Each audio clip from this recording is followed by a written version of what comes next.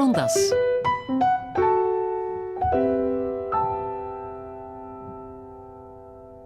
Ik praat vandaag met de cultuurcriticus George Steiner. Zijn recente bundel Lessons of the Masters werd onlangs vertaald onder de titel Het oog van de meester.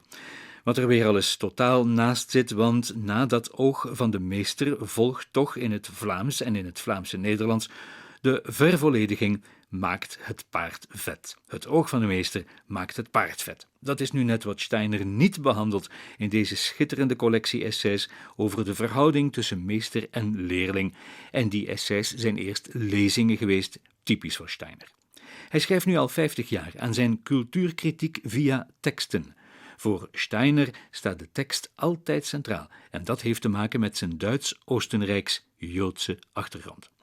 2 akoestische citaatjes uit het nu volgende interview. Een eerste citaat juist over die achtergrond. This is very, very interesting. I have no answer. Is it the word? No, you see, it Is isn't. it the logos? Is it the number? Is it... Is it the Kabbalah? Is it the Kabbalah? Is it a profound belief expressed by Einstein that God does not play dice? God dobbelt niet, maar dat bedoelt hij anders dan Guido Gezelle. En een tweede woordenwisselingetje van ja en nee, typerend voor hem, want net als vele andere Joden ziet hij het Joodse kerkhof liever ongerestaureerd en door de natuur overwoekerd. En zo ook vindt hij dat de Vrouwenkirche te Dresden niet had heropgebouwd moeten worden. This week they are putting the final stone on rebuilding the great cathedral in Dresden. Now, if you think Isn't of that that... wonderful? No. Isn't it? No. Should we leave it? Yes. In ruins? Yes. Ja, de generalist, de polyglot, de polymath, George Steiner, een van de grote cultuurcritici van de tweede helft van de 20e eeuw. Hij is net 75 geworden. Als taal-, literatuur- en cultuurkenner heeft hij over een onwaarschijnlijk uiteenlopende reeks van onderwerpen gepubliceerd. Over de onmogelijke keuze tussen Tolstoj en Dostojevski. Over de onversneden en onverdunde tragedie in The Death of Tragedy. Over een herdefiniëring van de westerse cultuur. Over de noodzakelijke veelheid van talen en de onmogelijkheid van vertaling in het schitterende boek After Babel. Over de werkelijke, goddelijke aanwezigheid in de kunstwerken in het boek Real Presences. Over een grammatica van de schepping in Grammars of Creation. En onlangs nog dus over de meester-leerling verhouding in Lessons of the Masters. Steiner is een zwart beest voor naïeve cultuuroptimisten, voor politiek correcten en andere humoschrijvers. Want door dit ogenschijnlijk disparate werk loopt niet zomaar een rode draad.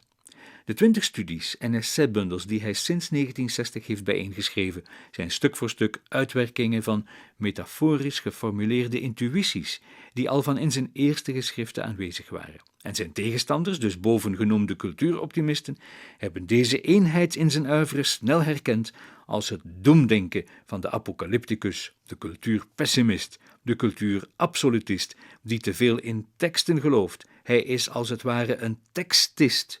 Hier neem ik een patent op.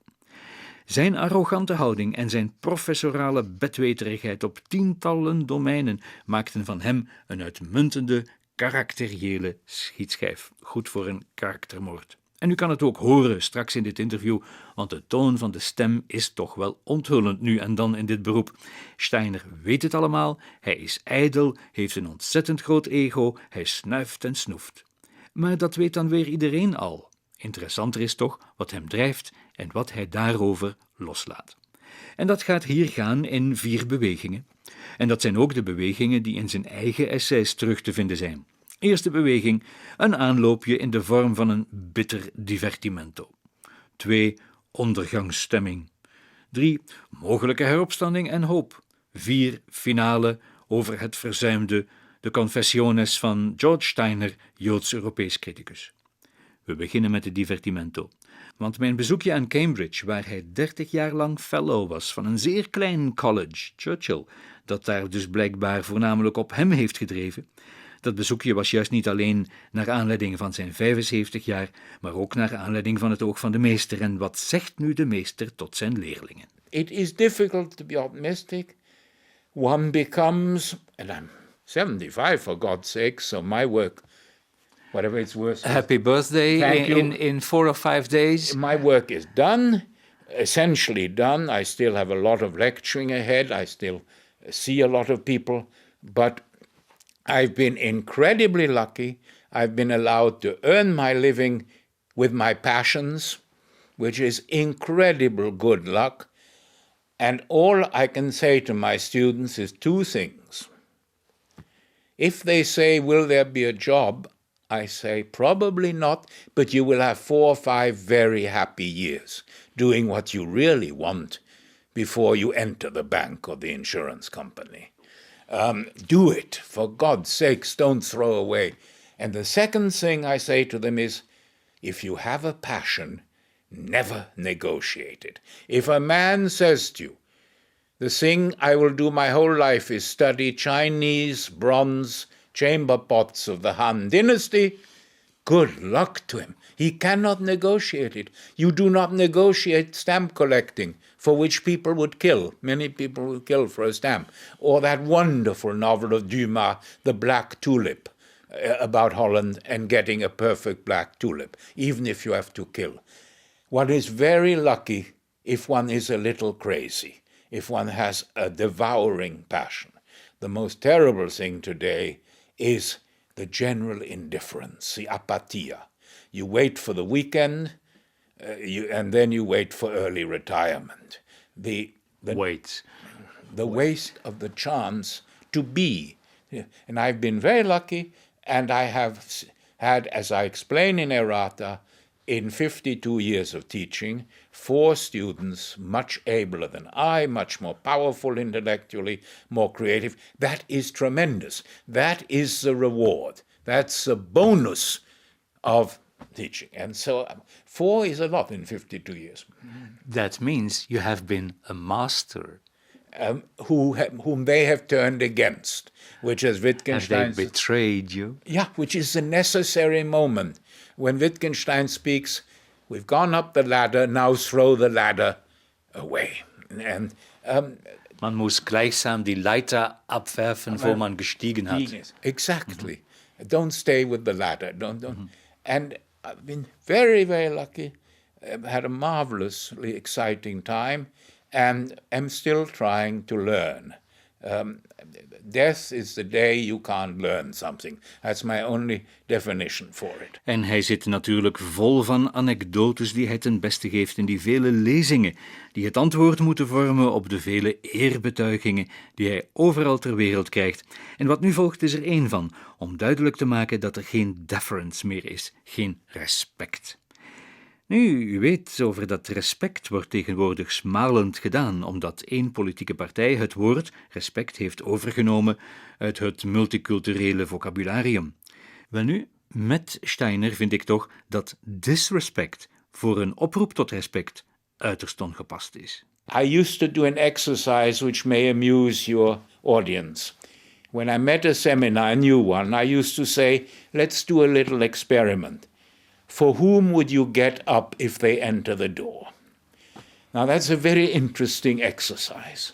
In deference. In deference, because one gets up. In the old days, there would have been a list. Not now. We always agreed on Mandela. Fine. We would all get up if Mandela walks in. Not everybody agreed at all on the Pope. At all.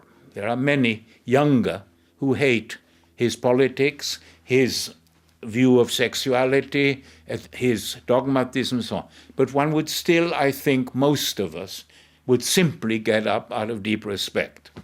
And then you ask the really difficult question. If Hitler walks in, do you get up? Now it gets really difficult and interesting. Do you get up in front of something enormous? Do you get up in front of history? Can you possibly stay sitting down when history in persona propria walks in? And that would start the seminar, and I would get to know my students by asking them to think about this and to tell me their views. But the general point is there are very few human beings for whom the young get up anymore. Even terug naar het oog van de meester, Steiner zijn oog dus. Want ik had geïnsinueerd, juist uit respect, dat de meeste van zijn boeken in zijn lange carrière uitwerkingen zijn geweest van zeer vroege intuïties. Zeer juist, zegt hij. Maar hij heeft er toch 3 bezorgdheden aan toegevoegd in zijn nieuwe boek. What I believe may be new in it, is the worry. The worry that we are coming to the end of several thousand years of relationship between masters and disciples, teachers and students. At the end of the little book, I raise 3 problems. How is it going to be in the sciences?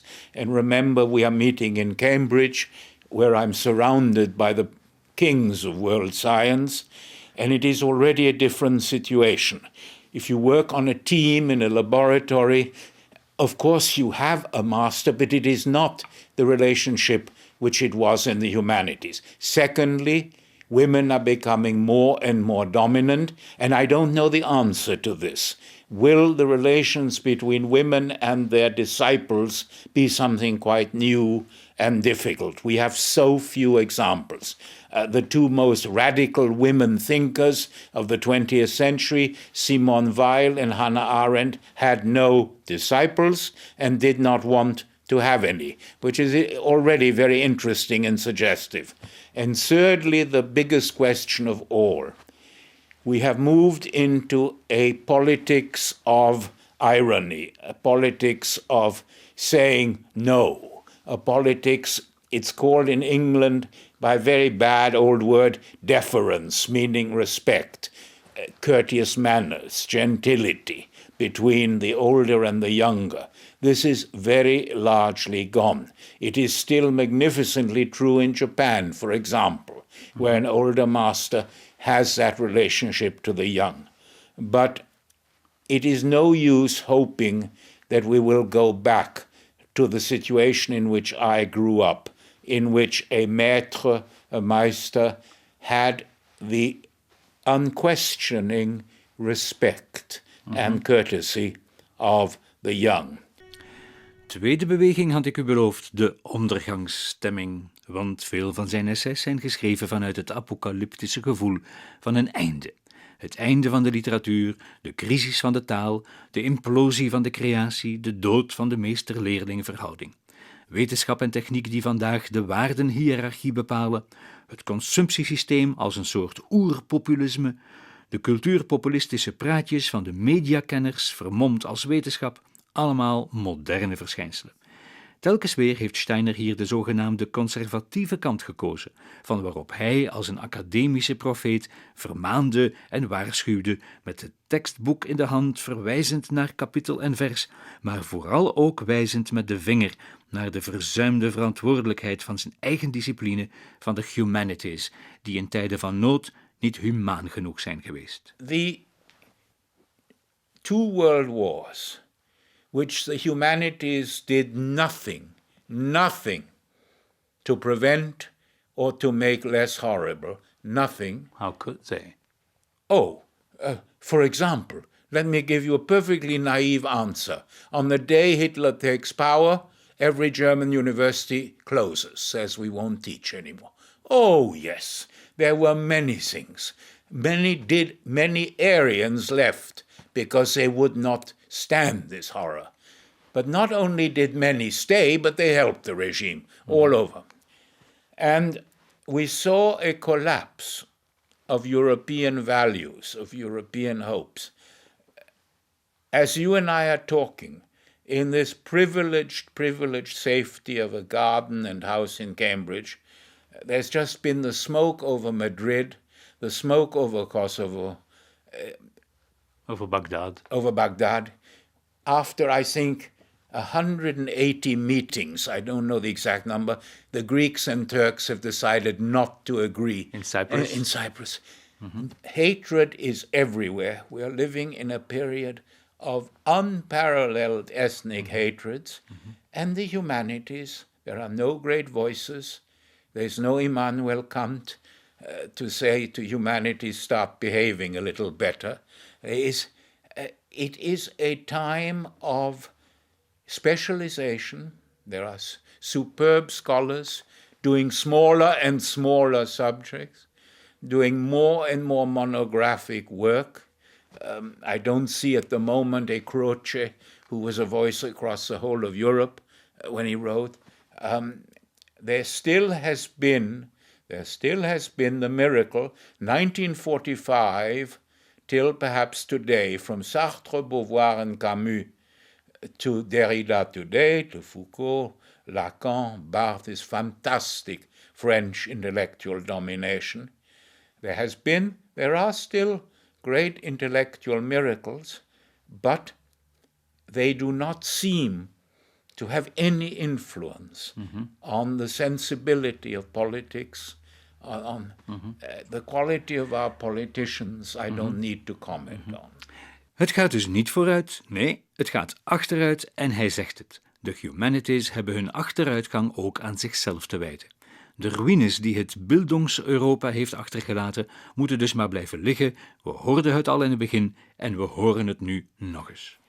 Very good historians, non-sensationalists, now agree that between August 1914 and May 45, a very short period, over 100 million people were butchered between Madrid and Moscow, between Oslo and Palermo.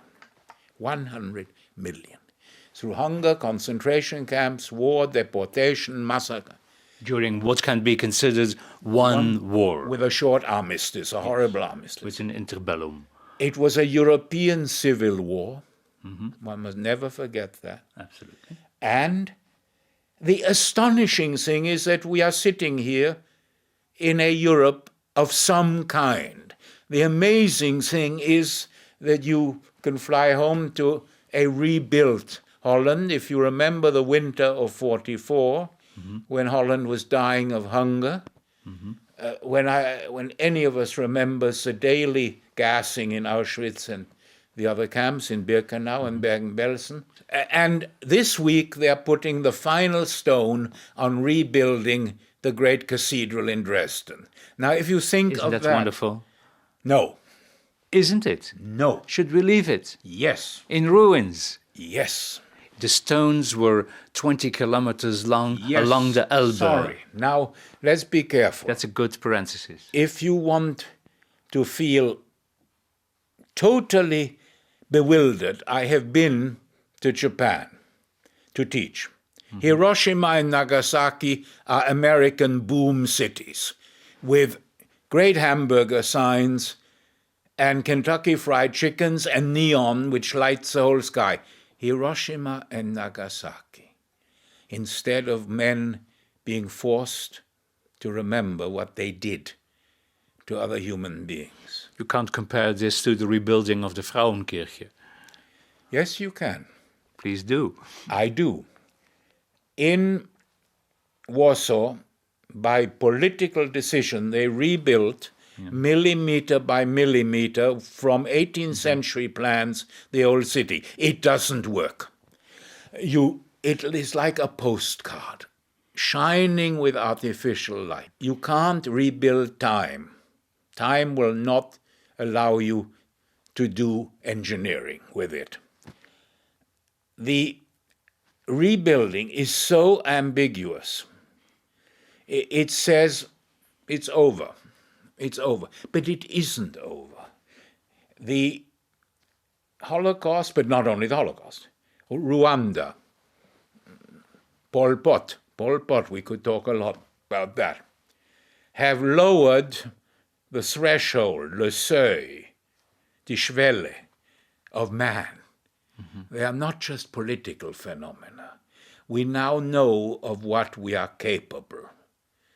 We now know that there are no limits to inhumanity. Het gruwelijkste deficit van dezezelfde moderniteit is natuurlijk de Shoah. En hier botst Steiner op zijn brutaalste paradox. Hoe is de politieke bestialiteit kunnen samengaan met de hoge Europese cultuur? Beethoven in Auschwitz. Een existentiële vraag waarop hij een existentieel antwoord geeft. Verkeerd begrepen en slecht onderwezen cultuur leidt tot een ennui. die de fascinatie met gruwelen en onmenselijkheid veroorzaakt. Cultuurschuivers kunnen verworden tot de fellow travelers van de barbarij. Na Auschwitz kunnen wel degelijk nog gedichten geschreven worden, maar veel maakt het na Paul Celan niet meer uit. We leven in een tijd van het nawoord. We leven in de tijd van de epiloog. Never forget that very tough, shrewd men of the Enlightenment said the exact contrary. Voltaire said after the affaire Calas, there will never be torture again in Europe. Jefferson, whom I enormously admire, said, one thing I can promise, no one will ever burn books again. Mm-hmm. One man, in 1821, the young Heine says, Dort, wo man Bücher verbrennt, they will burn human beings.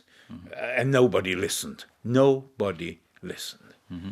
And now we are trying to make a museum out of what should be a present, a Gegenwart. Gegenwart's a wonderful word.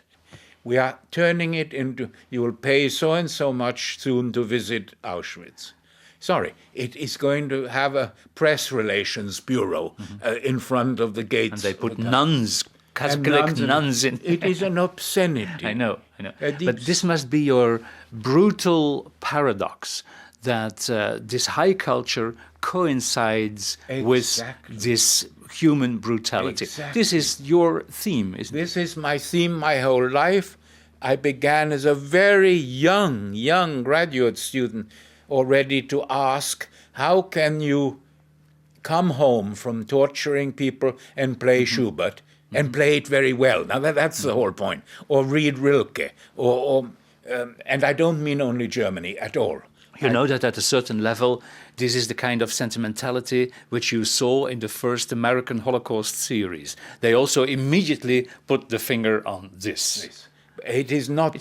sometimes it's kind of populist, no? Look, it's an honest question. Mm-hmm. In the room in which you have kindly visited me, I had the privilege of often having as guest Asa Köstler. Mm-hmm. And Köstler said we have two brains.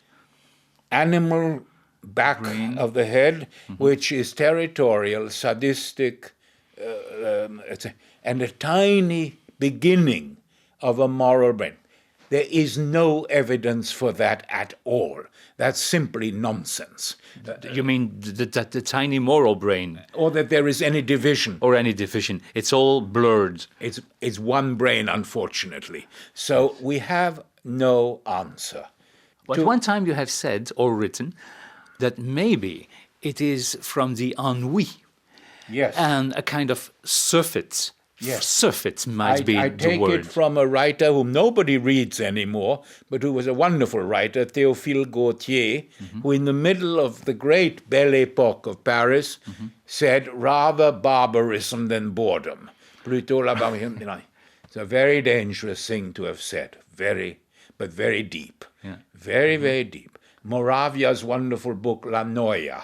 Noia in Italian is even stronger than boredom. It's like acedia in Latin. C'est la nausée? Nausée is active. Nausée means you vomit. La noia means you drink another cup of coffee. Okay, yeah. And out of this ennui, and out of this came this hunger for ferocity. And for action, hunger for self-importance.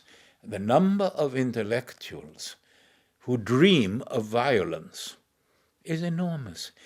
To live among books your whole life, to live at a typewriter, sometimes the phantasm of violence, the libido for terror, can become enormous. Derde beweging had ik u beloofd. Mogelijke heropstanding en hoop, want Steiners werk lijkt me een levenslange reflectie op Nietzsche's boodschap zoals hij ze bijvoorbeeld in Zarathustra's Mitternachtslied heeft verwoord.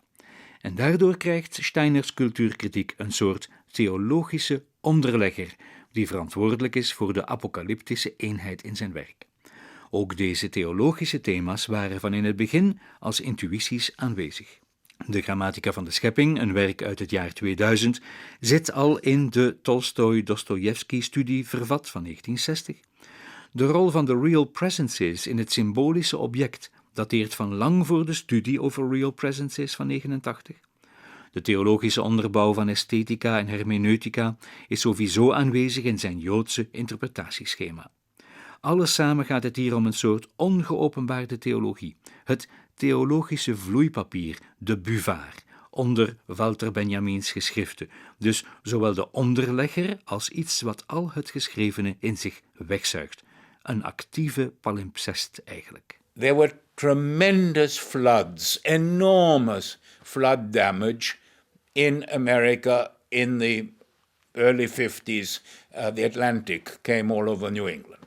And it turned out that Lloyd's of London, which was the main insurance company, could not possibly pay. And then we learned that there were reinsurers, almost anonymous in Switzerland, who could back Lloyd's. Theology was the reinsurer for the humanities. Even if you were an agnostic, the structure of teaching, of values, the idea of a transcendental argument or truth meant that you had a final wall, a reinsurance. And as 2,500 years of great literature, from Homer to Joyce and Borges and Beckett, have had a theological or mythological substance in them, it meant that finally you could hang on to something. That is trust something. There was a guarantee. And we have a wonderful word in English, to underwrite. An insurer underwrites a structure of value. If you were to ask me who is the genius who is taking the next step, it is Beckett, because every great Beckett text is about saying goodbye to the reinsurance and making us ask ourselves, what now? Us who are naked, without insurance, without reinsurance. Your underwriter is a beautiful image used by Walter Benjamin when he said that the underwriter is not only an underwriter but also a buvard in French, a blotter. And Beckett says no more. There is in one of Beckett's plays, I think it's in Endgame, I should look it up, a fantastic sentence which depends on how you put the comma. The sentence is very simple. He doesn't exist, the bastard. And you can read it two ways. Either God doesn't exist, or he's a bastard because he doesn't exist and can't help us. Beckett can do that. Literature can do that. Yes. Poetry can do it, Paul Celan can do it, but Beckett, I think more than anyone else, is forcing us to ask, if there is no insurance, and if we are in the middle of the storm, what are we going to do? He and Lenin's great question, what then shall we do? The famous title. Was zu tun? Was werden wir dann tun? Yeah. And this makes it right now a very exciting moment, but also an epilogue, as I call it, a nachwort to the great classical period. En het woord zelf is dus verantwoordelijk voor een mogelijke zingeving in het werk van George Steiner. Naar eigen zeggen ontlenen zijn boeken hun substantie aan het legaat van Ernst Bloch, Adorno, Walter Benjamin, als ook aan de erfenis van het Joodse poëtico-filosofische onderzoek naar het woord. Zo krijgen uiteindelijk de culturele expressievormen, de kunsten, een theologisch fundament. De taal zelf wordt hier het mysterie dat de mens definieert als mens. En daarom is Steiner wel een conservatief cultuurcriticus, maar eigenlijk geen doemdenker. Zijn hoop en zijn optimistische veerkracht ontleent hij aan de taal. Het lijkt een circulaire redenering, maar uiteindelijk wordt bij Steiner datgene wat in eerste instantie werd bedreigd, namelijk de taal, juist door die theologische injectie de garantie voor zijn eigen voortbestaan. When I finished After Babel, I knew that was the book which Benjamin would have written 10 times better if he had lived. So I only tried... He wouldn't have had the patience. I don't know, but you know what I mean. And when I write about music, which I do a great deal, the great shadow of Adorno lies over one. I knew Ernst Bloch. I acted a little bit as his translator when he came to speak in England. These are the messianic figures, tragic figures, their lives full. Do you take up this heritage of messianism in Benjamin's sense?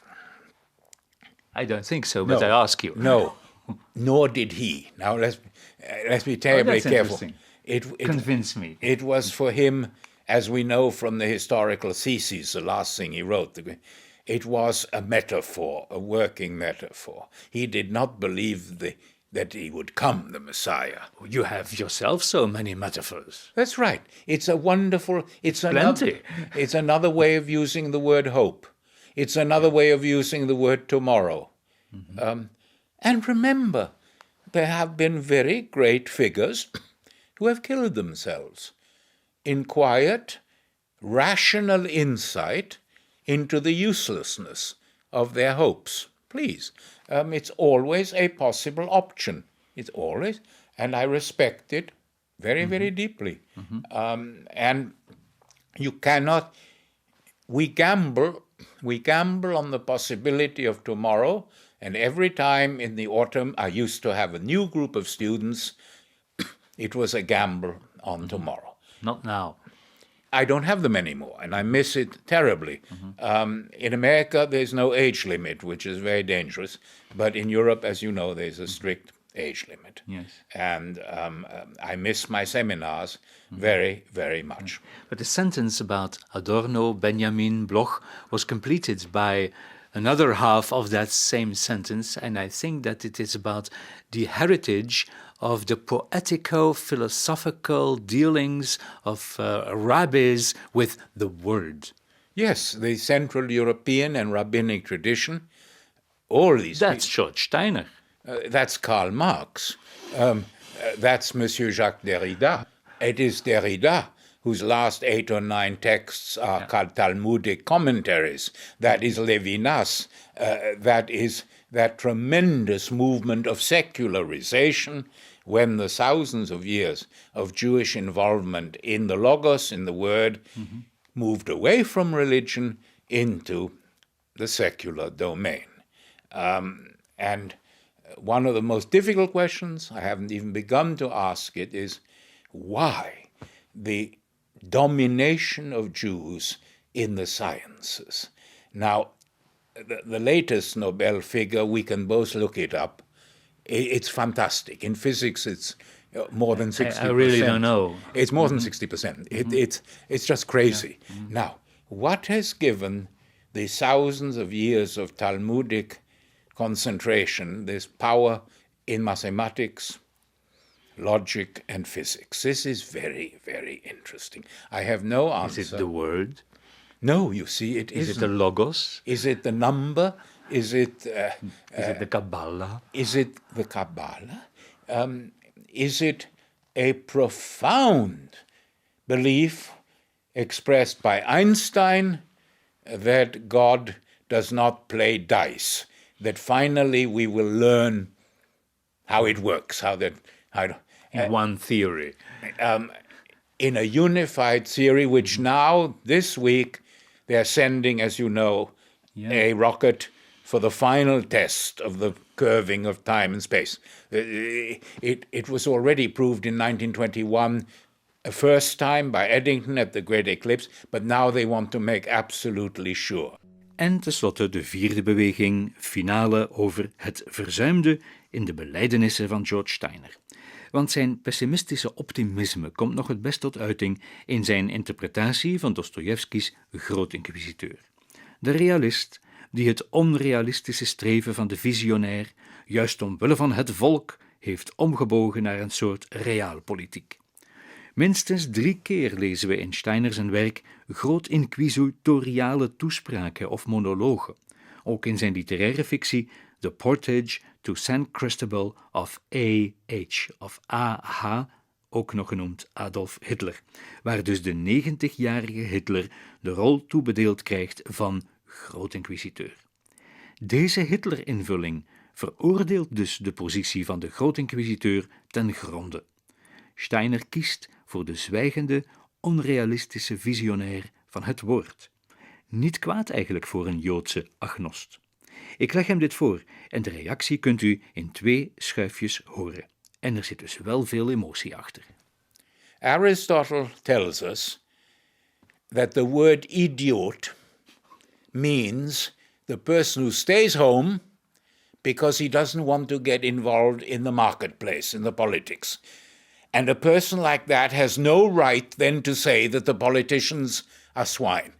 Because why didn't he go and try and do better? Very important point. I've been an idiot my whole life in the sense of refusing active involvement. 100 times I could have. I could have joined a political party. I could have worked for a political party. People I respect enormously joined the French Communist Party or the Greens or the Liberals, the classic Liberals in England. I never did. I don't even vote because I'm not convinced of democracy at all, at all. I'm a Platonic anarchist. That's a very luxurious. You're almost a Belgian. Almost a Belgian. And that's a negative aspect. And that's why I have no right to say I could have done it better. But there are people who have given their lives to political action and who have made an enormous difference. We agreed that if Mandela walked into the room, we would get up. If Gandhi walked into the room, we would get up, etc. Even I think that mixed up, crazy, prejudiced, inspired Bertrand Russell, we would get up. Absolutely, I agree. He refused not to be active. Mm-hmm. Now the positive side. I am in many ways a very private person.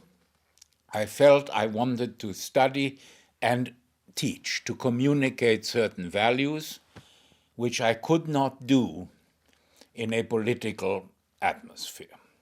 All I have done is teach my students that you must leave the city when certain injustices start coming. If you can't stop them, leave.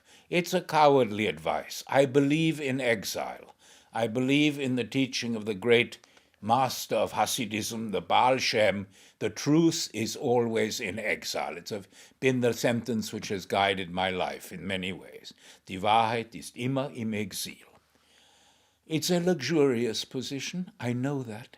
It's a privileged and protected. The British have said to me, we will protect your private life. Our political society allows you to spend your life studying things which we don't really care about at all, because the Philistinism here is deep, the word intellectual is an insult, but if that's what you want to do, we'll leave you. Many other countries, no. I refuse to lecture at those American universities where students are on the gremium, on the commission to name professors. That little principle I won't negotiate with. And I have certain rules. There are places I do not go to because I know that they would exploit me and advertise me. Mm-hmm.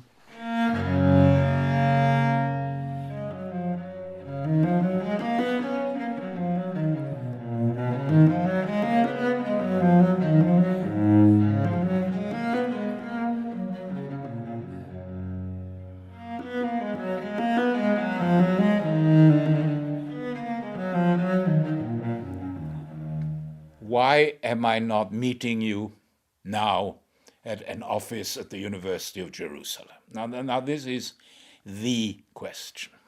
Why am I sitting in Cambridge, England? My father was in the first Zionist association in Vienna, the time of Herzl. I believe nationalism is the horror of our time. I believe that the duty of the Jew, I said that in the Berne speech, is to learn how to be a guest, and teach others to be a very difficult art, believe me. Very often they kick you out, it doesn't work. Other times you are in a ghetto. But to learn to be a guest.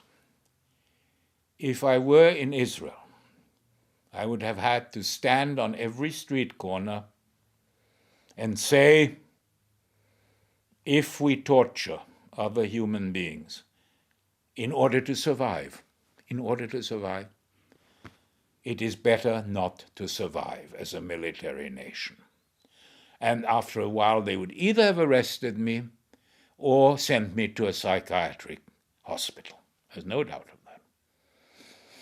And that's what I should have done. I know that. I'm not a fool.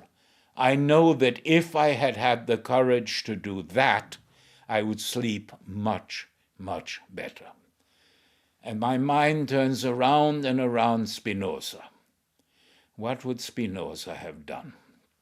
As you know, he went into hiding. He shut the door and the window and wrote one of the world's greatest books. And because he did that, we have the Ethics of Spinoza. His two finest protectors had been murdered in the street, the De Witt brothers. And for a short moment, he hesitated. Should he go into the street? And he didn't. And no man must judge another man, especially not a Spinoza. But I can tell your listeners that there are moments when I'm deeply ashamed of not having had the courage, the imperative of courage, to go to Tel Aviv, to Haifa. I've been often, that's another question, but always easy. To be a tourist is so easy. To be a tourist in hell will soon be possible. There will be travel companies with packaged holidays in hell, right? But the person who maybe Simone Weil would have gone, I don't know. She died too early. But when the people in Israel, which they do a lot, write about me, they've become a little obsessed with me. The worst moment is when they say he's right. Those who say I'm a pig and a dog and I have no right to speak from the safety of Barrow Road, Cambridge, that I can live with. Mm-hmm. But those who say he was right, beware. That is almost unbearable. And maybe that's the most I can say to you. The True Confessions of George Steiner, master of his profession.